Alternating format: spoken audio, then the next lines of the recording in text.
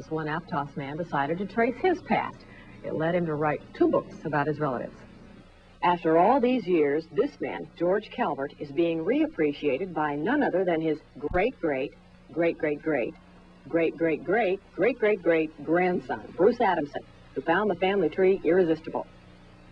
Because I grew up not knowing that I was related to all these people, and I wanted to know.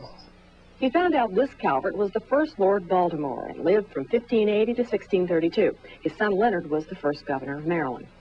In the more than 7 years of digging, he got quite a few surprises.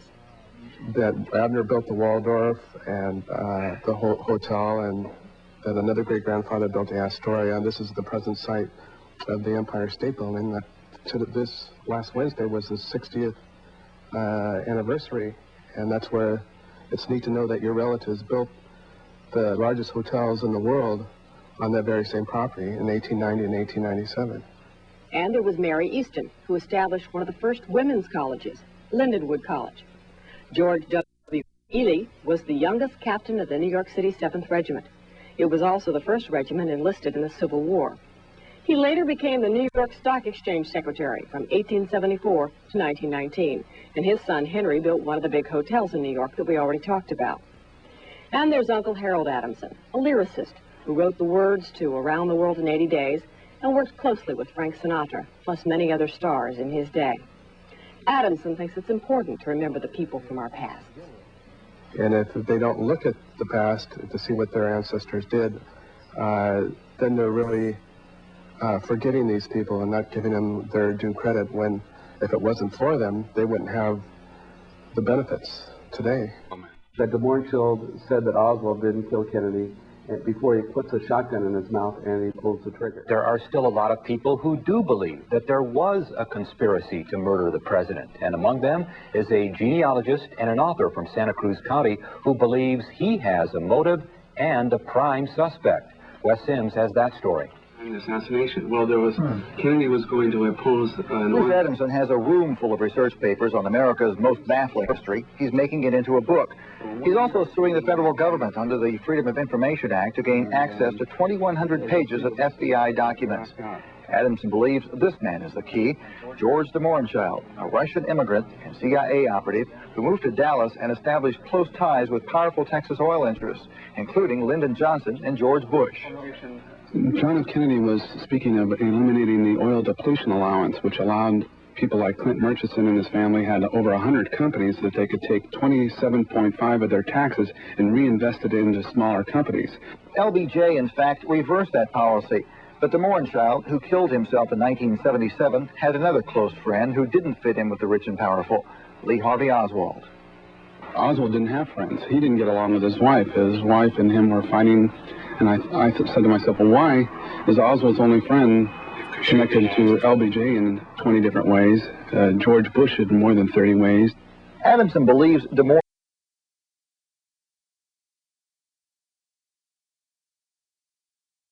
fired from the window as a diversion, while the real assassins did their work with silencers from the grassy knoll. Adamson's so sure he spent $20,000 of his own money to prove it. That's a big commitment. I wouldn't do it if I didn't think that this person was guilty. And I feel that he is guilty of, as he said that Oswald didn't commit the assassination shortly before he committed suicide. And I believe that he was telling the truth. In the Santa Cruz Bureau, I'm Wes Sims, 46, Eyewitness News. In fact, in the year of the assassination, 1963, former President Bush was a CIA operative and later, of course, director of the CIA.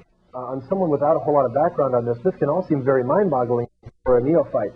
Obviously, a heck of a lot of research went into all of this, but as a research, what would be your goal in presenting this kind of information? Well, there are a lot of goals, is to find out the truth and to clear if Oswald wasn't the guy. And what proves that Oswald didn't do it, in my opinion, is that when he's arrested, he doesn't have gunpowder on his face. Right. And he has gunpowder in his hands. And if the stage shooting was the Walker was staged, well, then was Kennedy staged too? Did he think he was working for the CIA in a staged shooting to scare the president into using Secret Service? So somebody does shoot the curb 500 feet north of the motorcade, And if Oswald is just holding a rifle with a scope up to his chest, that's why he doesn't have gunpowder in his face.